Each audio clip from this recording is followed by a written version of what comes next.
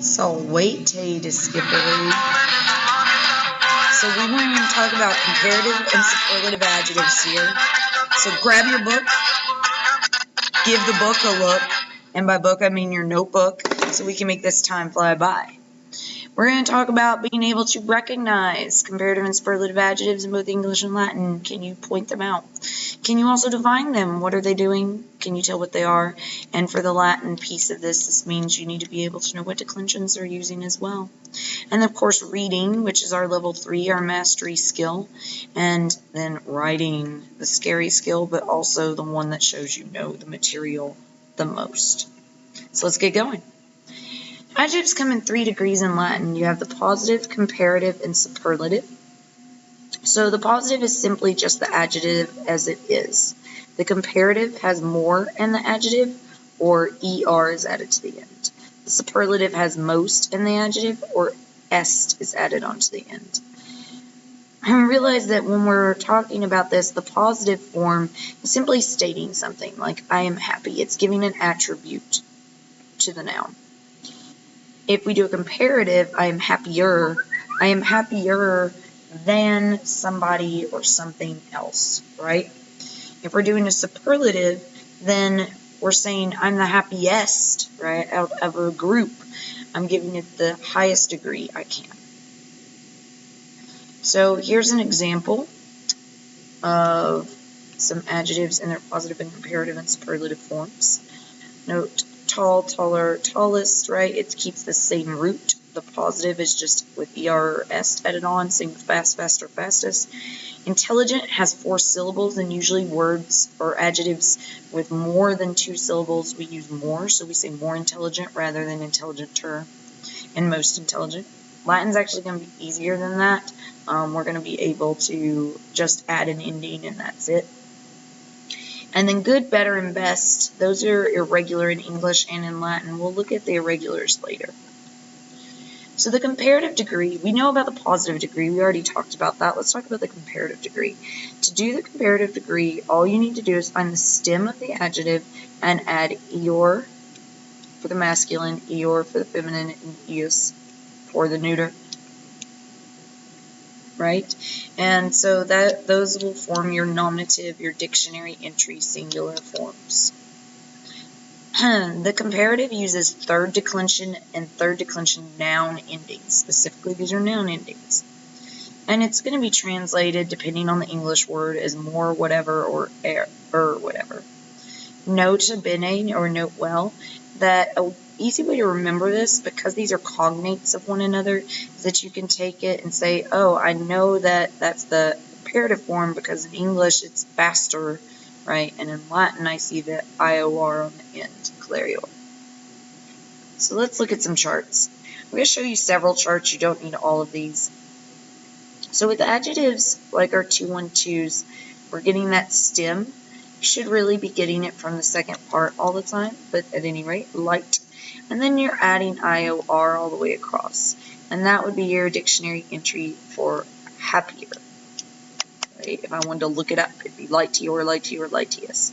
And then, though, each of these forms is synonymous with our normal third declension endings in the singular and the plural. Right? So we have singulars up here, and then we have the plural down here.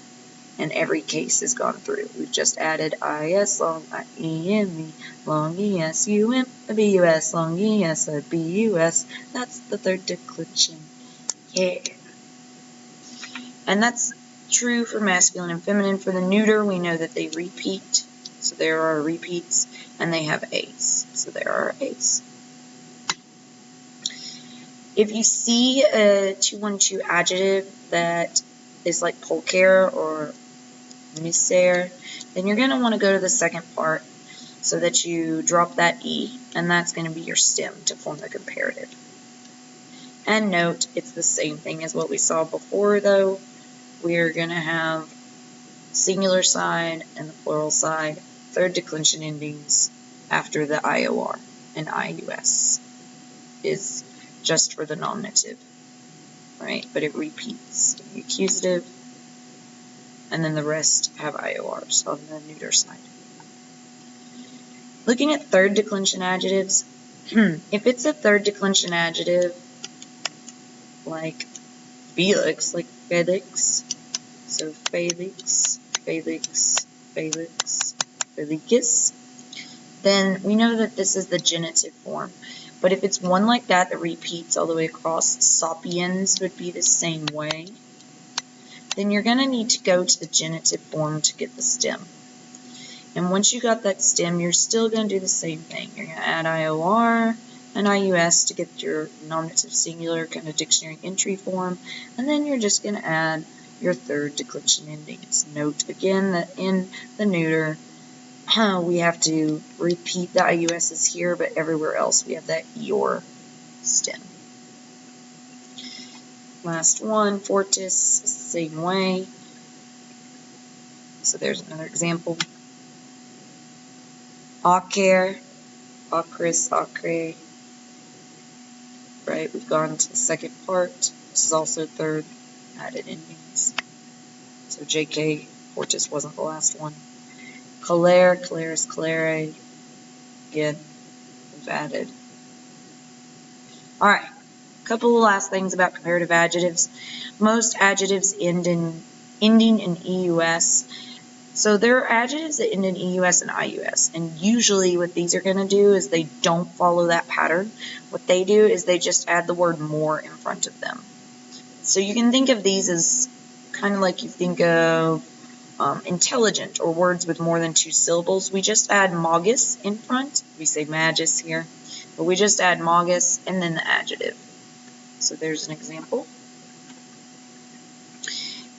Also, usually when you're using comparatives, that means you're comparing two things. So what does this look like?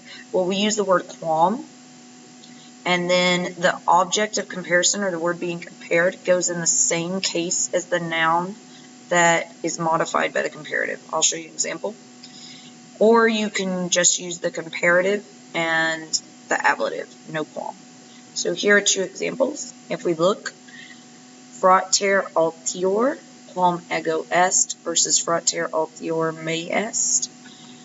My brother is taller than me. So when we use quam, this is our nominative, and we're comparing the brother, saying that he's taller than I am, right? Which would actually be the correct English. So we use the nominative. So quam makes us use the same case for both words being compared. And of course, the comparative is nominative as well, because it's an adjective, and it has to match in case, number, and gender.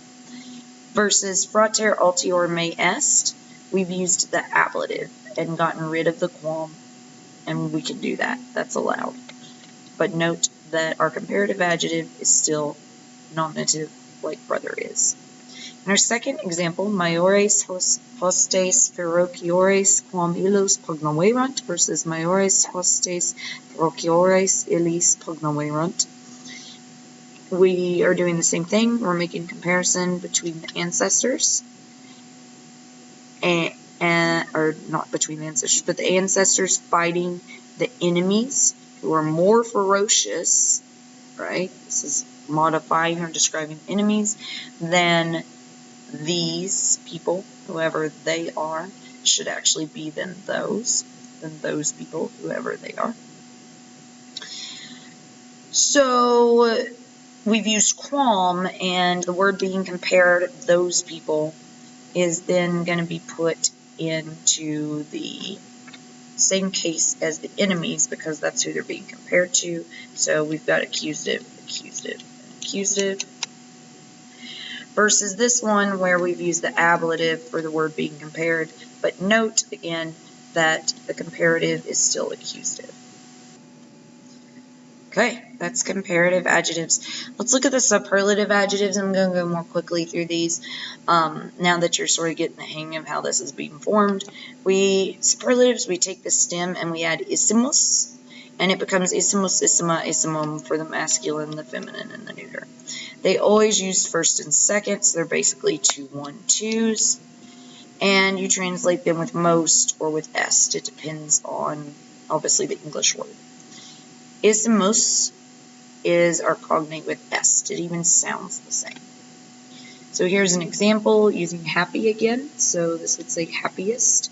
We found our stem, and then it just uses normal second, first feminine, and second neuter charts. All the way up and all the way down. Same thing again. Remember when we have words like sapiens, sapiens, sapiens, sapientis, or felix, felix, felix, felicus, then we're going to have to get that genitive and use that for our stem. So that's what happens here, but then again, it's using second, first, and second. It becomes a 2-1-2 in the superlative. Same thing with strong. Now, this is a little odd. Words that have ERs, like pulcher, they're actually going to end up adding an RIMUS. So it becomes pulcherimus with the double R instead of that double S. But we're still doing 2, 1, and 2 with their endings. And all words that have the ER will do that. So notice acarimus, acarima, acarimum, calerimus, calerima, calerima. There are also 6 adjectives that end in LIS that form their superlative by adding the LIMUS, and these are the ones. Here they are. Note that any comparative that would use MAUGUS, so our words that end in EUS and some of the ones that end in IUS, the adjectives like that, are going to instead, when they want to say most, they're going to just use maxime and then the regular adjective form. If we use the word qualm with superlatives, it's no longer than. What it translates to as brave as possible. Extremely brave, right? So quam fortissimus is as brave as possible. Quam colerimus as quick as possible. We're not going to talk about irregulars this time, so that gets it. Have a great day.